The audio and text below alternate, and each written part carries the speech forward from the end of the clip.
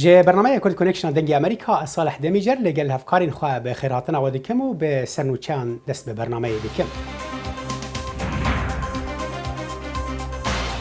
دو واکسین کرونا در باسی قناغ داویا تست کرنه دبن.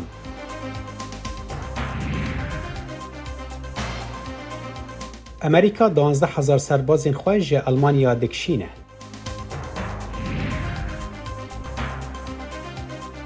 تفی روشا خراب و مترسیا کورونای رونشتوان رقای جشن قربان پیروز دکن.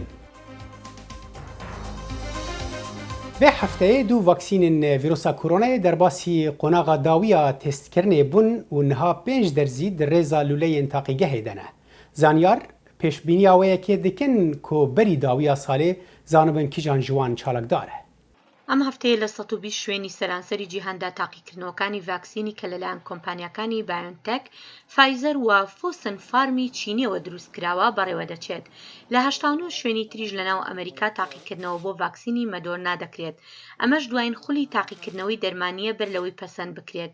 فرانک ئایدەر ڕێبەرایەتی لێکۆڵینەوەکەی نێوەندی مەدۆرنای نیویۆرک دەکات.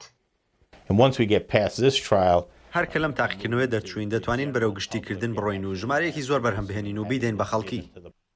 بەڵام بەر لەوە ئەم تاقیکردنەوانە دەری دەخەن کە بەکارهێنانی ڤاکسینەکە چەندێک کاریگەر و بێزیانە. هەرچەندە تەکنیکی نوێ هاوکاری دەکات بۆ ئامادەکردنی ئەم دەرزیانە لە خێراترین کاتدا، کاربەدەستان دەڵێن هەموو تاقیکردنەوەیەکی ئاسایی بۆ سەلامەتی ئەنجام دەدرێت. پزیشکی نەخۆشیە درمەکان ویلیام شافنەر لە زانکۆی ڤاندەربیلت دەڵێت ئەو تاقیکردنەوانش کە ئێستا دەستیان پێکردووە بەشێکی سەرەکین لەو پرۆسەیە.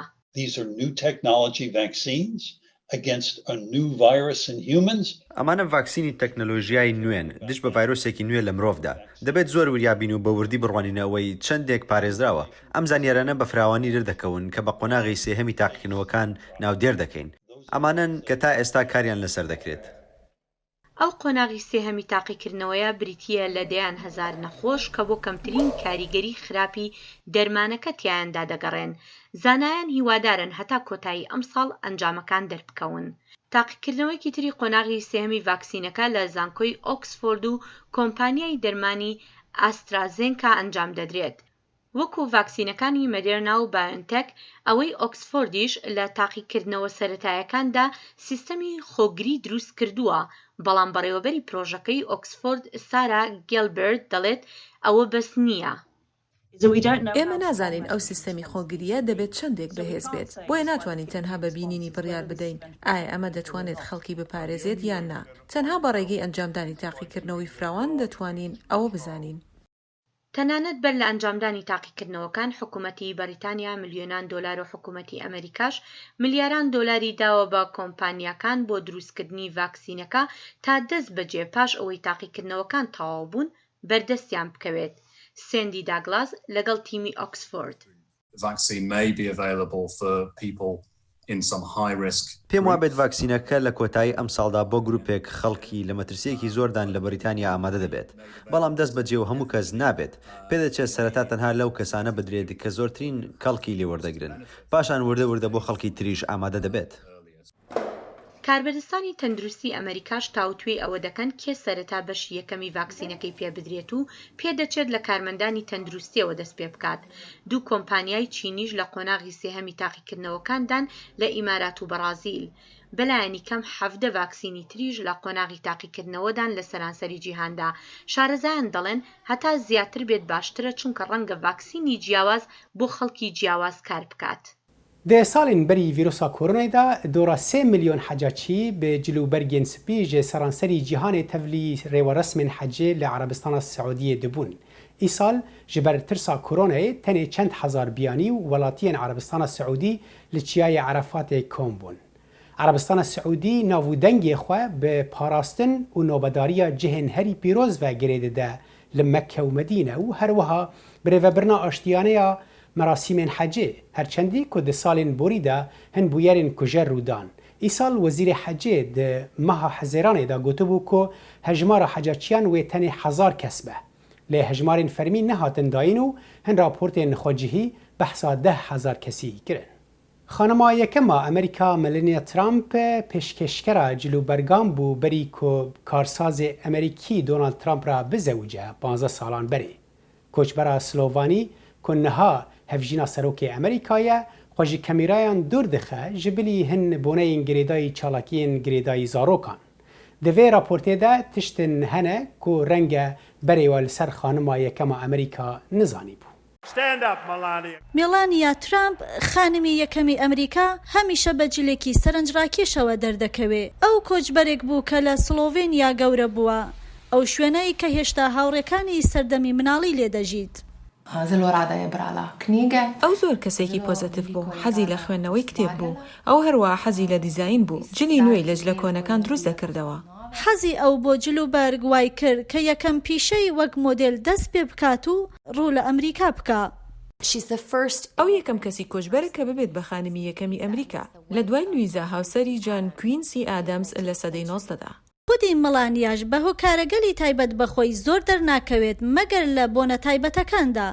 یەکێک لە چالاکیەکانی خاتون مەلانیا هەڵمەتێکە لە ژێر ناوی باشترین بە کە بۆ باشترکردنی دۆخی منداڵان بەڕێوە دەچێت. ئەو دایکێکی بێوێنەیە، ئەو بارۆنی کوڕی زۆر خۆش دەوێت. ئەو حەزی لە قوتابخانە و وەرزش کردرا، وەرزشەوانێکی زۆر باشە. من لە ئێستادا تەنیا دەمەوێت کە ئەو زۆر لە بەرچاو نەبێت. خودی مەلانیاش بە هۆکارەگەلی تایبەت بەخۆی زۆر دەرناکەوێت مەگەر لە بۆنە تایبەتەکاندا. یەکێک لە چالاکیەکانی خاتون مەلانیا هەڵمەتێکە لە ژێر ناوی باشترین بە کە بۆ باشترکردنی دۆخی منداڵان بەڕێوە دەچێت. بەڵام زۆرجار ئەم هەڵمەتە لەلایەن سۆشال میدیاوە هەراسان دەکرێت. تەکنۆلۆژیای ئەمڕۆ قەڵغانێکی دیجیتاڵی دابین کردووە بۆ ئەوەی خەڵک لە تۆڕەکاندا بتوانن لە پشتیەوە خۆیان بشارنەوە. ئەو ڕای خۆی سەبارەت بە تویتەکانی هاوسەری بە ئاشکرا دەرنەبڕیوە کە زۆر جار بێبەزەیانە لەسەر نەیارەکانی دەینووسێ. کاتێک کە ترامپ بوو بە سەرۆکۆمار خەڵکی سلۆڤێنیا پەیکەرێکیان وەک شانازی بۆ مڵێنیا دروست کرد. بەڵام ئەمساڵ لە ڕۆژی سەربەخۆی ئەمریکادا خۆ پیشاندەران ئاگریان بەردایە پەیکەرەکە و دواتر لابرا. ئەمە کارێکی قورسە. بوون بە خانمی یەکەم بۆ ئەو کەسانی پێشتر لەناو حکوومەتدا کاریان کردووە دەتوانێت ئاسان بێت، بەڵام بۆ ئەو کەسانێک کە پێشتر کاری حکوومەتیان نەکردووە ڕەنگە کێشەیەک بێت.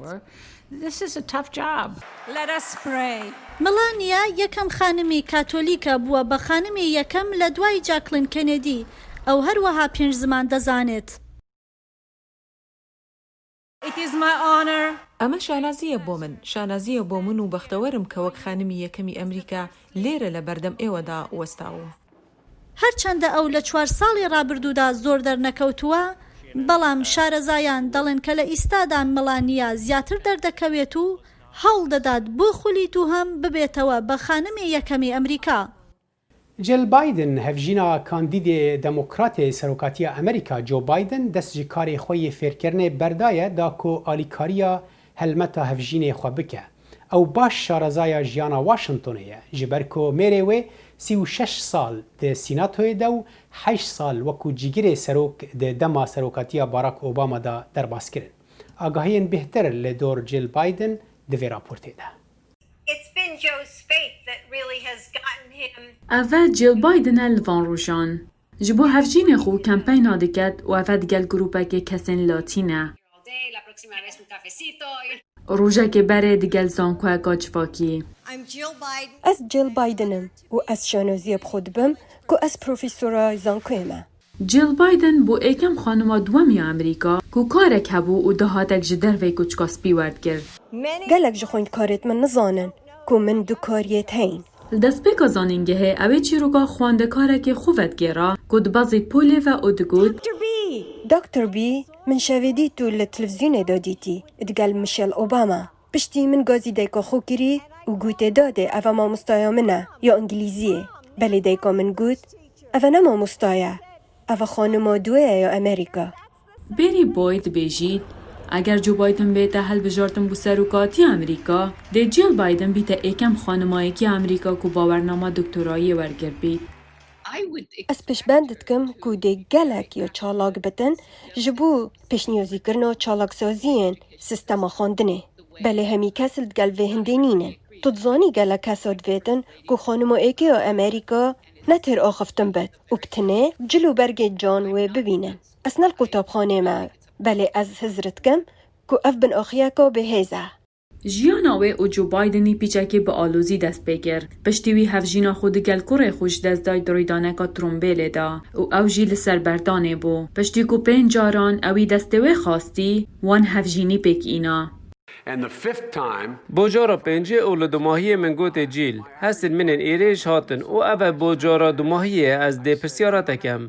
او من گوته پید وی ناکتو بیجیا من کنگی بس بیجا من کاده شوب من که یا نه ویجی گوت بله.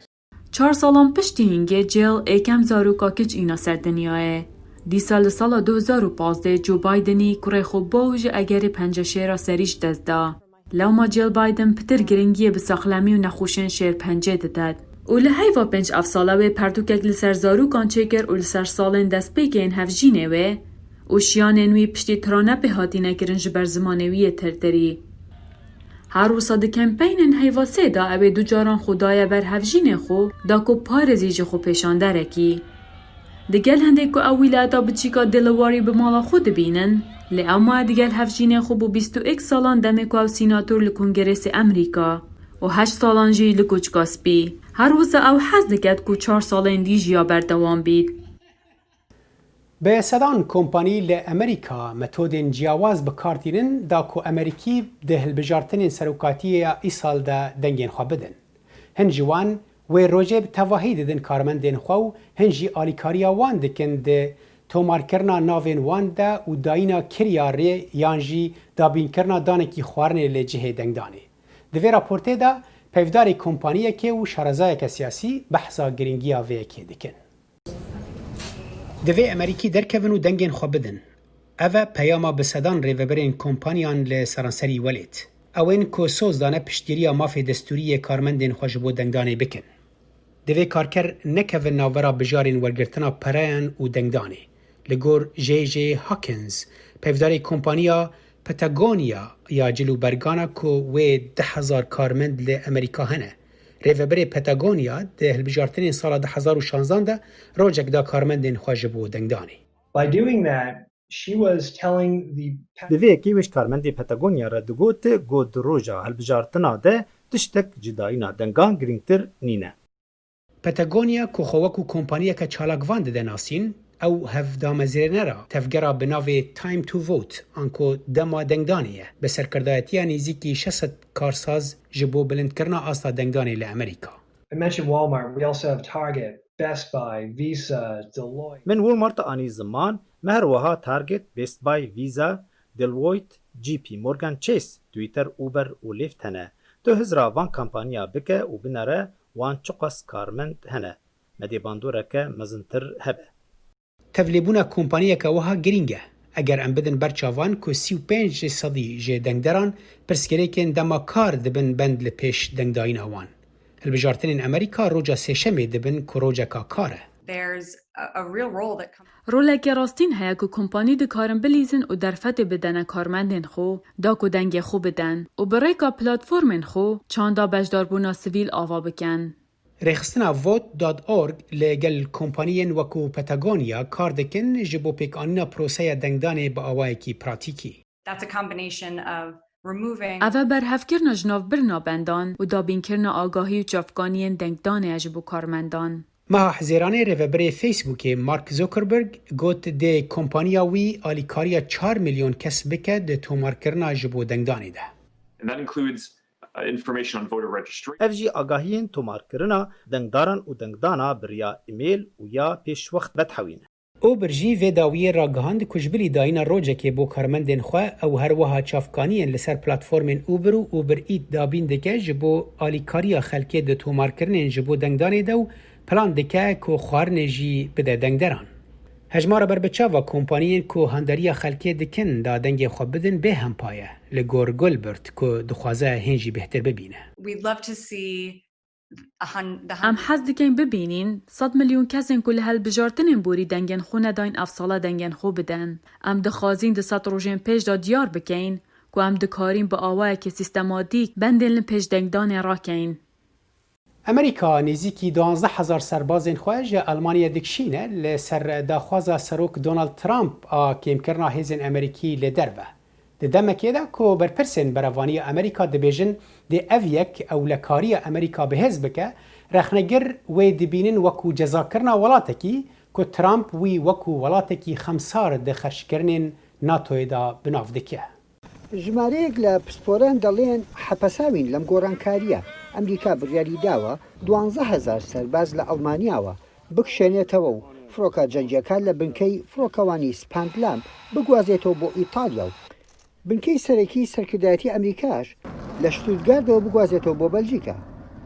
ئەم هەنگاوەی سوپای ئەمریکا گەورەترین ئاڵوێرە لە سەردەمانی جەنگی جیهانی دووهەمەوە. وەزیری بەرگری ئەمریکا مارک ئەسپەر لە پێنتاگۆنەوە سەرنجی داوە. ئەم گۆڕانکاریانە کۆڵگەی بنچینەین بۆ پشتیوانی بەهێزکردنی ئەمریکا و ناتۆ بۆ بەرژەوەندی رووسیا و هاوپەیوەندەکانمان و باشترکردنی سیاسەتی ئەمریکا و نیشاندانی استراتیژەتی US-کام بە شێوەیەک هەرکات بخوازێت گۆڕانکاری تێدا بکرێت. بەڵام لە کۆشکی سپی سەرۆک داناڵد ترامپ لە هەمبەر ئەو گۆڕانکاریە سەرتاسەریە هۆکاری تری خستە ڕوو. بەڵام ئەڵمانیا بە ملیارەها دلار قەرزارە، بە ملیارەها دلارش قەرزاری ناتۆشە. بۆچی ئەو هەموو هێزە لەوێ بهێلینەوە؟ ئێستا ئەڵمانیا دەڵێت بۆ ئابووری ئەوان خراپە، بەڵام بۆ ئابووری ئێمە باشە. لەوەدا ئەڵمانیا خەتابارە. چەند ساڵێکە ترامپ ڕخنەی تون لە ئەڵمانیا دەگرێت. ئەم بڕیارە وا دیارە وەکو هەڕەشەیەکی ئابووری ببیندێت وەک لەوەی ئەڵمانیا هاوپەیمانێکی نزیک بێت. چاودێریانیش هەستیان بەم ساردیە کردووە دەرهاق بە ڕاوێژکاری ئەڵمانیا ئەنگێلا مێرکەڵ. شارزانی ئەمریکایی و ئەوروپاییش ئەوە بەلێدانی گورجێکی گەورە دەبینن لە نێوان پەیوەندیەکانی نێوان ئەمریکا و ئەڵمانیا. ناتۆ لاواز دەکات و سەرۆکی رووسیاش ڤلادیمیر پوتین دڵخۆش دەکات.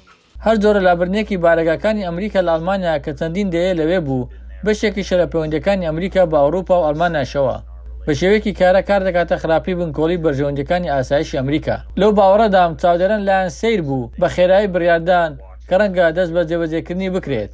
بەڵام هەندێک پسپۆرانی دی وای دەبینن ئەم هەنگاوی ئەمریکا بۆی هەیە زیان بە بەرژەوەندی استراتیژیەکانی ئەمریکا زیاتر بگەێنێت وەک لە بەرژەوەندی ئەوروپا و خودی ئەڵمانیاش.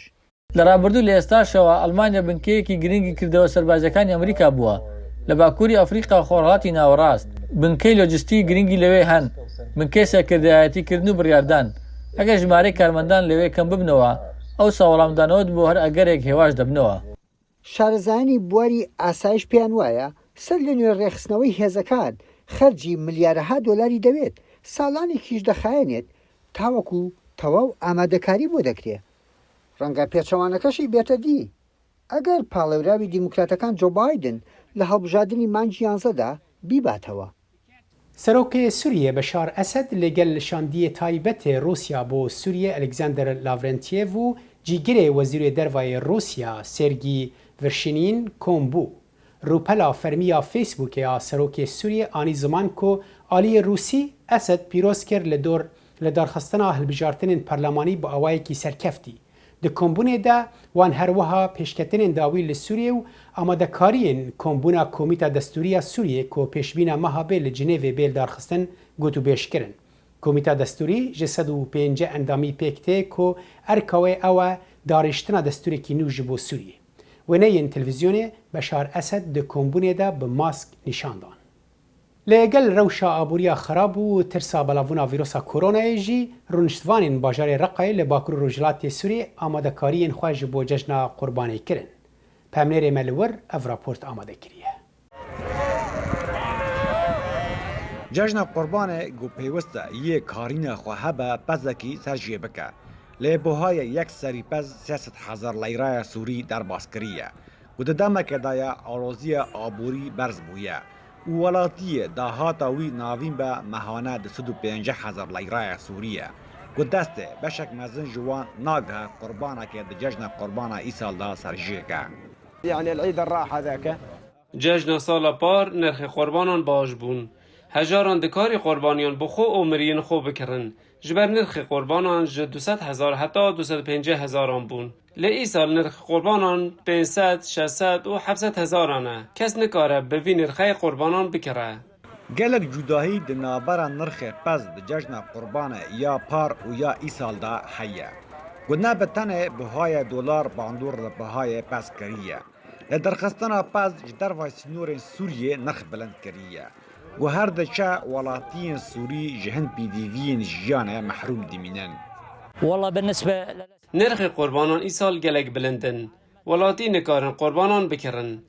Di cejna borî de serek pez bi 100 heta 140 hezaran bûn. Welatiyên hejar dewlemend û navîn dikaribin qurbanan bikirin. Piraniya welatiyan qurban distandin. Li îsal pêş ji sedeyê milletê dikarin qurbanan bikirin.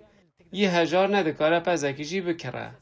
Tevî ragihandina karantînê ji ber vîrusa korona û rewşa şer û guhabûna nirxê kel û pelan li bazarê, welatiyên bajarê Reqa hewl didin bi amadekariyên cejna Qurbanê rabin.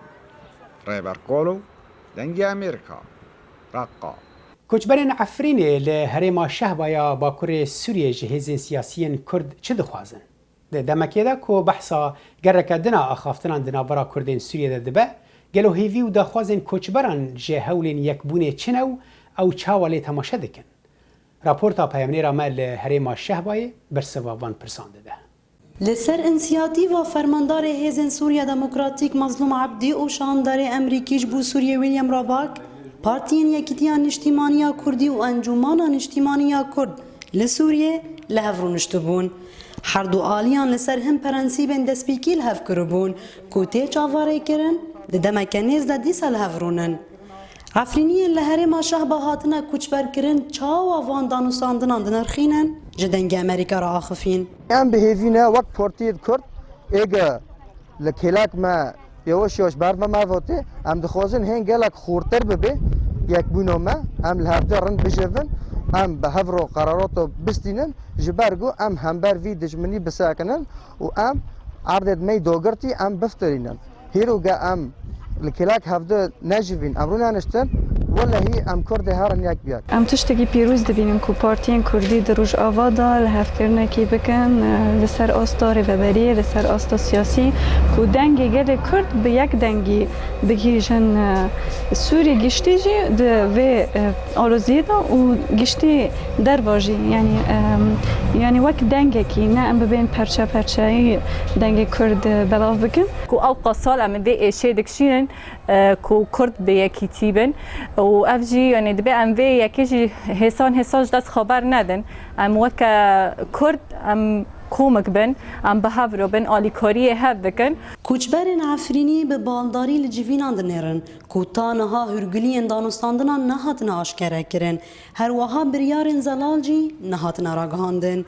Lawma ji bo Efrîniyan girînge ka ev civîn dê çi encamên girêdayî herêma wan bixurabînin. Em dixwazin em encamê vê hevdîtinê em zanibin ka çareseriyê me Kurda, çareseriyê gelê Efrînê di vê hevdîtinê da heyanî ku derê ye. Em ki çiqas encam ji vê yekîtiyê partiyê Kurdan bigirin. Em hêvî dikin ku rizgarkirina Efrînê ê destpêkê di vê qunaxê da hebe. Doza Efrînî di vê hevdîtina da wê çawa bê.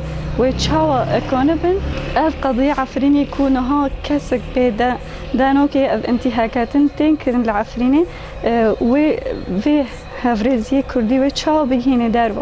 Wê çawa bibe xwedî ji Efrînê re. Miletê Efrîn em dixwazin partiyê me Kurdî bi giştî di civînê xwe de xiyon bikin, oşkera bikin bi miletê Efrîn de, miletê Serêkaniyê de, Tel Abiyê de em dixwazin bi wan cîwarên xweşkirin çînkî li eno masîra me bi hev divegire doye.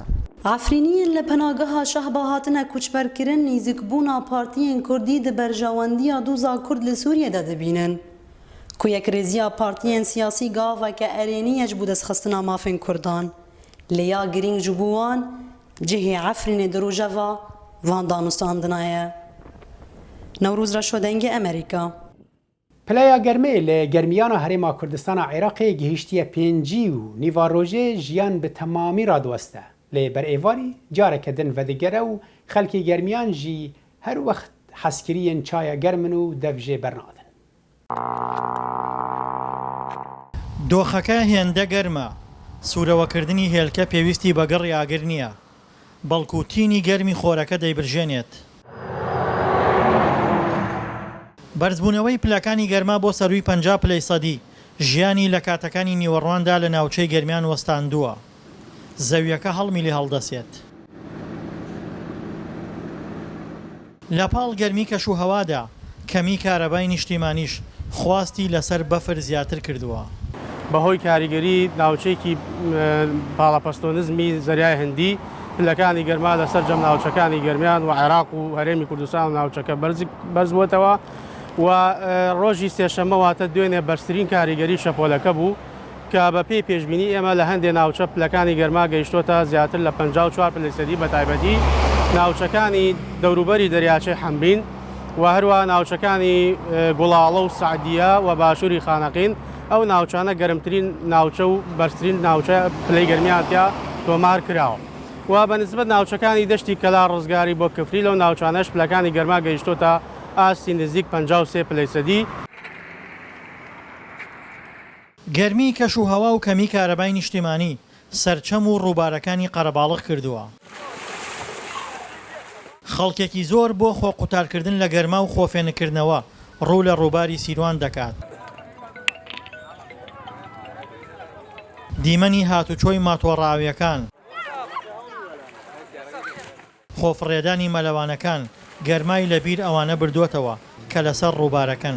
لەوەرە هەم کارەباکەمە هەم لە ماڵە زۆر گەرمە چاری عیتر بە زۆربەی خەڵک بە ماڵ نەڵۆ دێبۆیلا سم ناڵەکان هێنا لەگەڵ خۆمێنا یعنی جەوەکەی زۆر گەرمە تێ دێرێت خۆشە جێوە گۆڕی هەم فێنەکەیتەوە. دۆخی گەرمی ناوچەی گەرمیان گزارشتە لە ناوەکەی کەشوهەوا هەرچەندە گەرم بێت خەڵکەکەی بە جۆرێک لەگەڵ دۆخەکەدا ڕاهاتوون پاش نیوەڕۆ جوڵە بۆ بازاڕەکان دەگەڕێتەوە. گەرمی کەشوهەوا چایخانەکانی بێبازار نەکردووە بەڵکو خەڵکێکی زۆر بێگوێدانە کەشی گەرمی تاقەت پڕوکێنەر چای گەرم دەخۆنەوە. کەشوهەوای کەلار زۆر گەرمە و دەرەجەی حرارە ئەمڕۆ لە سەرووی 50 و خەڵک دانیشتوە چای دەخواتەوە. ئێرە گەرمیانە دەرەجەی حرارە 54 خەڵکی زۆر ئاسایی وەری گردووە ئەو تا لە بازاران خەڵک هەمووی چای گەرمە خواتەوە ئەگەر لە وڵاتانی تر بێت خەڵک ئەمرێ خەڵ لە گەرمایە لە تاو گەرمایە ئەمرێ نایەتە دەرەوە. پلەی گەرما هەرچەندە بەرز بێت لە ناوچەی گەرمیان بەڵام گەرمای گەرمیان جیاوازترە. بەڵام لە ناوچەکانی عێراق لەبەرەوەی دوورە لە دەریاوە لەلایەک و لەلایەکی تریش ڕێژەی شێ لە هەوادا کەمە پلەکانی گەرما گەیشتۆتە سەر و ئاسی 50% کەچی خەڵکی هەر دێنە دەرەوە و ژیان نەوەستاوە. ئەمە هۆکارەکە ڕێژەی شێ لە هەوادا واتە لە عێراق شێ کەمە تا 15% بەڵام لە وڵاتانی ئەوروپا وڵاتە سەوزایەکان بڵێن ئەو شوێنانە زیاتر لە 50% ڕێژەی شێ لە هەوادا هەیە. گەرمی کەشوهەوای گەرمیان لە هاویندا نامۆ نییە بەڵام کەم جار ڕووی داوە پلەکانی گەرما بڕواتە سەروی 50 پلە و کەچی ژیانیش هەر ئاساییە. بۆیە گەرمیانەکان دەڵێن گەر پلەکانی گەرما بگاتە 60 پلەش ئەوان بەردەوام دەبن لە خواردنەوەی چای گەرم. دڵشاد ئەنوەر دەنگی ئەمریکا گەرمیان. لە ڤر کورد کۆنکشن ئایرۆ بەداوی هات هەر شاد.